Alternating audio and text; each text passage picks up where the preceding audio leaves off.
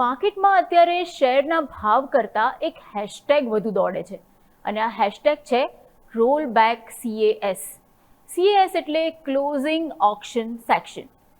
હેશટેગની સાથે સાથે 12 ઓગસ્ટે ટ્રેડિંગ બોયકોટ કરવાનું પણ એક જે વાત છે એ થઈ રહી છે અને એના ઘણા બધા હેશટેગ નીચેના મીમ્સ પણ માર્કેટમાં ફરી રહ્યા છે. જાણે સેબી એવું કહ્યું હોય કે હવે શેર ખરીદવા માટે ટ્રેડર્સે સવારે 11 વાગે લાઇનમાં ઊભું રહેવું પડશે. ચાલો, એવી જ સ્થિતિ અત્યારે ટ્રેડર્સે માર્કેટમાં કરી છે.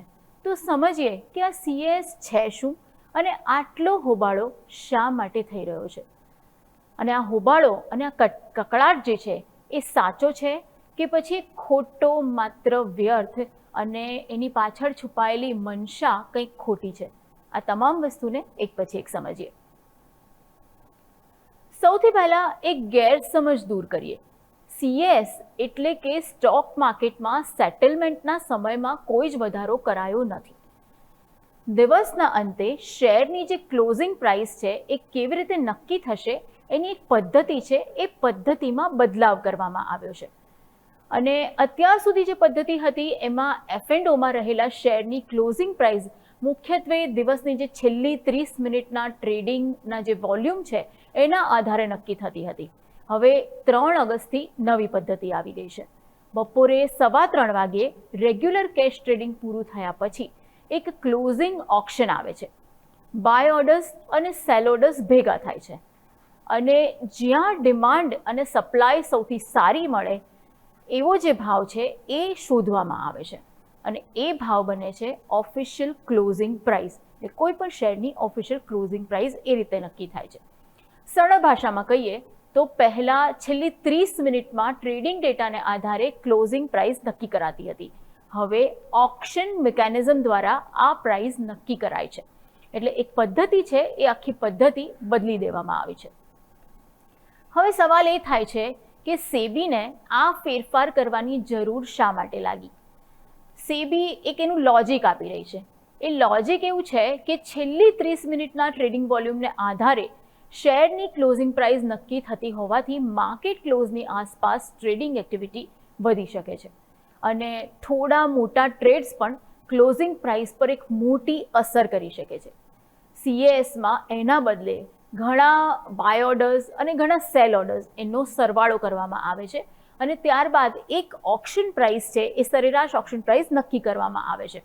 એટલે સેબીનો દાવો એવો છે કે ક્લોઝિંગ પ્રાઇસ ડિસ્કવરી વધુ ઓર્ડરલી બનશે, વધુ ટ્રાન્સપરન્ટ બનશે અને સાથે જ વધુ ફેર બનશે. અને સાથે સેબીનું કહેવું છે કે તેણે ગ્લોબલ માર્કેટ પ્રેક્ટિસિસ છે એની સાથે અલાઇન રહેવા માટે પણ ક્લોઝિંગ ઓક્શન સેશન છે એ રજૂ કર્યું છે. એનો હેતુ કોઈ રિટેલ ટ્રેડર્સને નુકસાન પહોંચાડવાનો બિલકુલ નથી. હવે સવાલ એ થાય કે તો પછી ટ્રેડર્સ આટલો બધો ગોકીરો કેમ કરી રહ્યા છે અને એમને આટલો બધો વાંધો શેના માટે છે? વાંધો છે 3:15 વાગ્યાની ડેડલાઇનનો. એટલે હકીકતમાં વાંધો CASથી ઓછો અને છેલ્લા જે કલાકની અંદર ખેલ પર થયેલી અસર સામે વધારે છે. માર્કેટનો છેલ્લો કલાક એટલે રિટેલ ઇન્ટ્રાડે ટ્રેડર્સ માટે સૌથી વધારે ઓક્શનનો સમય અને સૌથી વધારે એક્શનનો પણ સમય. ભાવમાં ઝડપથી મૂવમેન્ટ આવે, સાથે જ પોઝિશન્સ બને અને સાથે પ્રોફિટ બુકિંગ પણ થાય કે પછી લોસ કટ પણ થાય. છેલ્લી ઘડીએ ટ્રેડરને પોતાનો દાવ બદલવાની સૌથી વધારે તક મળે છે.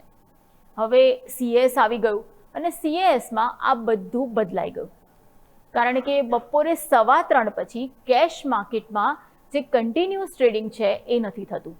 એટલે જે ટ્રેડર્સ રોજ 3:15 થી 3:30 વચ્ચેના વોલેટિલિટીના ખેલમાં કમાણી શોધતો હતો એના માટે વિન્ડો હવે બંધ થઈ ગઈ અને એટલે ટ્રેડરને દુખે છે પેટ અને કૂટે છે માથું.